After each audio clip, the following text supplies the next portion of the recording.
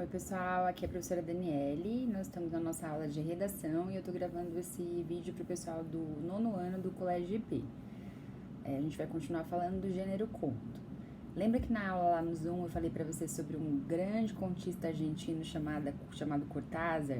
E que ele, quando foi definir o conto, ele falou que o conto seria no boxe a vitória por nocaute, enquanto o romance seria a vitória por pontos? Então, o Cortázar também vai comparar o efeito do conto com o sequestro, né? Ele fala que o conto tem potencial para sequestrar o leitor. Tamanha sua capacidade de sintetizar a tensão narrativa e conquistar a atenção daquele que está lendo, né? Então, a gente só pode falar que um conto é um conto quando ele tem essa possibilidade de abduzir a nossa atenção por causa dos efeitos que a narrativa consegue, tá? A gente vai ter dois grandes momentos do conto na história e da literatura. Primeiro, a gente tem os contos clássicos, que é aquele conto que se detém mais na própria ação dos personagens, em situações inusitadas, mas que usa muito mais os elementos do tempo, da ação, dos acontecimentos e do espaço e dos personagens, né? A gente tem um grande exemplo disso, que é o Machado de Assis, o Monteiro Lobato, são aqueles contos mais lineares, né? E a gente vai ter os contos que são chamados modernos, eles são também chamados de contos psicológicos ou contos de atmosfera. Eles vão explorar muito mais a percepção do personagem em relação ao mundo, né? Então, quem que a gente pode citar na nossa literatura? Clarice Lispector, né? Não sei quais contos dela vocês já tomaram algum contato, mas, por exemplo, o conto Amor é um clássico disso. Felicidade Clandestina tem uma pegada de conto clássico, mas já começa a apresentar elementos do moderno, e vários contos do Cortázar, né? Então eu vou dar para vocês de lição de casa a leitura de dois contos, um do Machado de Assis, que é um conto clássico, e um do Cortázar, que é um conto moderno, para a gente começar a comparar. A gente vai ler bastante conto, porque o conto é uma leitura rápida, como eu falei para você, tem que ser lido numa sentada, senão ele não tem o mesmo efeito. Então isso dá pra gente, enquanto aluno, enquanto professor, bastante liberdade para entrar em contato com vários autores, né? Depois eu vou mandar para vocês aí no link. Leiam o mais rápido possível, não sei se vai ser possível para amanhã, mas pelo menos para a próxima aula do Zoom, na nossa quarta-feira, tá? Falando um pouquinho sobre teoria do conto, tá? Para conceituar de fato para vocês o que é o gênero conto.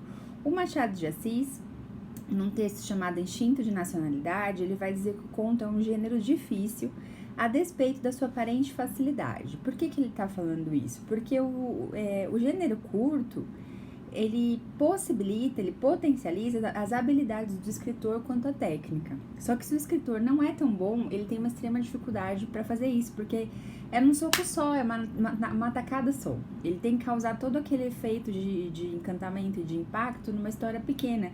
Ele não vai ter tantas oportunidades de convencer o leitor, como a gente já conversou na aula do Zoom, né? O conto não tem espaço para desenvolver ideias.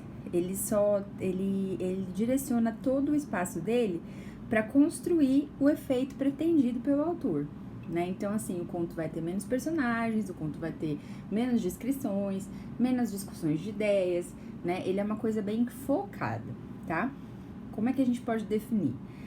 Tem uma definição aqui: narrativa curta em torno de acontecimentos que despertem interesse no público leitor pela problematização de questões e situações. Então eu vou repetir porque eu me enrolei um pouco para falar. É uma narrativa curta em torno de acontecimentos que despertem interesse no público leitor pela problematização de questões e situações. Eu tô lendo isso aqui da minha colinha, tá? Que eu fui fazendo aí das coisas que eu lembrava sobre conto. É uma narrativa curta. Por ser uma narrativa curta, tem todos os elementos narrativos, mas eles se focam numa única unidade de ação. Então, eu quero que vocês guardem essa informação. Única unidade de ação. Tudo converge para um único ponto, uma única situação, tá? Então, para ser conto, eu tenho que ter essa estruturação.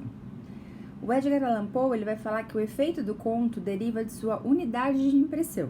Ou seja, unidade de impressão é essa única unidade de ação, né? Tudo no conto deriva e se dirige para isso, tá? O conflito central. Ele tem que ser feito para ser lido rápido, numa sentada, ou a tensão do conto perde a sua intensidade. E no conto, a tensão é tudo, né? É a atenção que vai colocar o leitor, como se ele fosse uma corda de violão puxada, assim. Ele fica só ligado pra ver qual vai ser o desfecho, tá? O romance, a gente tem momentos assim, geralmente no clímax é assim. Mas durante um bom tempo no romance, a gente até segue uma linearidade, um equilíbrio ali de emoções. A gente fica instigado em alguns pontos, em outros não. Mas no conto, você logo é fisgado. Isso é essencial, tá? Ele tem que despertar o interesse do leitor para poder criar nele a necessidade de buscar a novidade da história, tá? O conto, ele tem que apresentar uma situação que pode ser da mais fantasiosa à mais trivial, de um modo que faça o leitor percebê-la como intrigante, diferente, interessante, curiosa ou com um ponto de vista inusitado. Eu vou ler de novo porque eu escrevi esse parágrafozinho, até destaquei aqui em rosa. Eu quero que vocês fixem isso. O conto deve apresentar uma situação que pode ser da mais fantasiosa, absurda, como por exemplo o Coelhinho Teleco do Murilo Rubião, que é um conto muito doido, ou até a mais trivial, de um modo que faça o leitor percebê-la como intrigante, diferente, interessante, curiosa, com um ponto de vista inusitado. Então, por exemplo, na obra Amor, da Clarice Lispector, ela tá falando sobre uma viagem dela de ônibus. E aí ela vai falar sobre um personagem que ela identifica ali, ela vê no ônibus, e que causa uma transformação dentro dela, tá? Então, assim, o que é mais trivial do que uma viagem de ônibus, né? Urbano. E ela transforma isso num grande acontecimento, tá bom? O legal do conto é que ele oferece ao autor inúmeras possibilidades de abordar um mesmo fato, né? Porque eu falei pra vocês do Rashomon lá, que é aquele filme do Kurosawa, mas a verdade é o seguinte: eu tenho diferentes perspectivas das mesmas coisas, né? Então eu posso escrever um conto do ponto de vista de um personagem, do ponto de vista de outro personagem, eu posso escrever como narrador testemunha, eu posso escrever como narrador protagonista, eu posso escrever como narrador observador, e é o mesmo fato, mas te oferece vários elementos diferentes dependendo do foco que você decidir utilizar, tá? O conto, ele precisa conseguir captar um flagrante da realidade ou de uma realidade criada e recriá-lo de forma ficcional. É um trabalho árduo, sem dúvida, porque você tem que pegar tudo aquilo que você quer falar e conseguir dizer em poucas cenas, tá? A palavra conto vem do latim computo. Inicialmente estava restrito a listar e enumerar acontecimentos, depois foi se desdobrando para habilidades narrativas, fábula, anedota, novela e, enfim, o conto.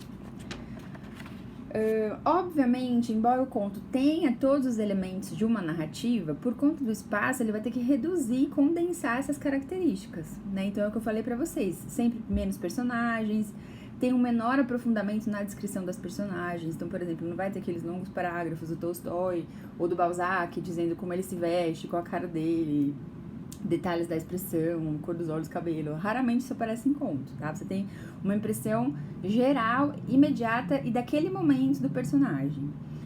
São menos descrições de espaço, o tempo da narrativa é mais curto, né? Então você não vai ter um conto que acontece em 10 anos, né?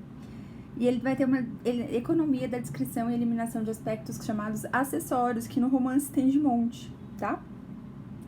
Ele oferece uma ampla capacidade de composição, cada conto é uma novidade em termos de construção estética, ainda que ligado a uma tradição narrativa que lhe confere um estilo próprio. Então, é uma história, tem os elementos da narrativa, mas pelo fato de ser curto, e ele oferece 1000 maneiras de contar, tá? É muito interessante. Variações do conto.